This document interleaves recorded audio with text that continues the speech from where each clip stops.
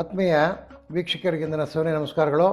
ಆತ್ಮೀಯರೇ, ಈ ದಿನ ಜ್ಯೋತಿಷ್ಯ ಮಾರ್ಗದರ್ಶಿ ಕಾರ್ಯಕ್ರಮದಲ್ಲಿ ಮುಂದುವರೆದಂತೆ ಹಿಂದೆ ನಾವು ವೇದಗಳ ಬಗ್ಗೆ ತಿಳ್ಕೊಂಡ್ವಿ.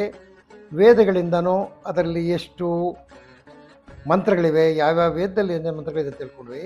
ಅಲ್ಲಿಂದ ಆಚೆಗೆ ನಿಮಗೆ ಹೇಳ್ತಾರಪ್ಪ ಅಂದರೆ ವೇದಗಳು, ಋಗ್ವೇದಗಳು ಈ ಒಂದು ಪ್ರಪಂಚ, ಪ್ರಕೃತಿ, ವಸ್ತುಗಳ ಬಗ್ಗೆ ನಮಗೆ ತಿಳುವಳಿಕೆ ಕೊಡ್ತದೆ.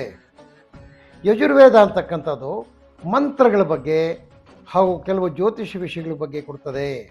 ಅದೇ ರೀತಿಯಲ್ಲಿ ಅಥರ್ವಣ ವೇದ ಅಂತಕ್ಕಂಥದ್ದು ಜ್ಞಾನ, ವಿಜ್ಞಾನ, ಶಾಸ್ತ್ರ, ಸಂಹಿತೆ ಇವೆಲ್ಲ ತಿಳಿಸ್ಕೊಡ್ತದೆ. ಇದು ವೇದಗಳಲ್ಲಿ ಸಿಗ್ತಕ್ಕಂಥ ವಸ್ತುಗಳು. ವೇದಗಳಲ್ಲಿ ನಾವು ಮುಂದುವರೆದಂಗೆ ಅದನ್ನು ಸಂಹಿತ್ತು ಮತ್ತು ಬ್ರಾಹ್ಮಣ ಅಂತ ಮಾಡ್ತಾರೆ. ಸಂಹಿತ್ತುಗಳು ಮಂತ್ರಗಳ ಗುಚ್ಛ, ಮಂತ್ರಗಳ ಬಂಡಲನ್ನ ಸಂಹಿತ್ ಅಂತಾರೆ. ಬ್ರಾಹ್ಮಣಕನ್ನ ಮತ್ತೆ ಎಡತರ ಮಾಡ್ತಾರೆ. ಒಂದು ಉಪನಿಷತ್ತೊಂದು, ಇನ್ನೊಂದು ಅರಣ್ಯಕ.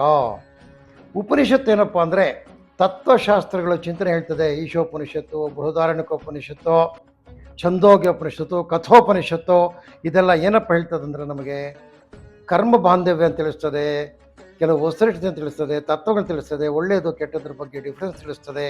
ಆದರೆ ಅರಣ್ಯಗಳೇನಪ್ಪ ತಿಳಿಸ್ತದೆ ಅಂದರೆ ಮುಂದೆ ಉಳಿದಂಗೆ ಎಲ್ಲ ಶಾಸ್ತ್ರಗಳ ಬಗ್ಗೆ ತಿಳಿಸ್ತದೆ, ಮಂತ್ರಗಳ ಬಗ್ಗೆ ತಿಳಿಸ್ತದೆ ಮತ್ತು ಆಚರಣೆಯ ಬಗ್ಗೆ ತಿಳಿಸ್ತದೆ. ಇದು ಈ ದಿನದ ವಿಷಯ.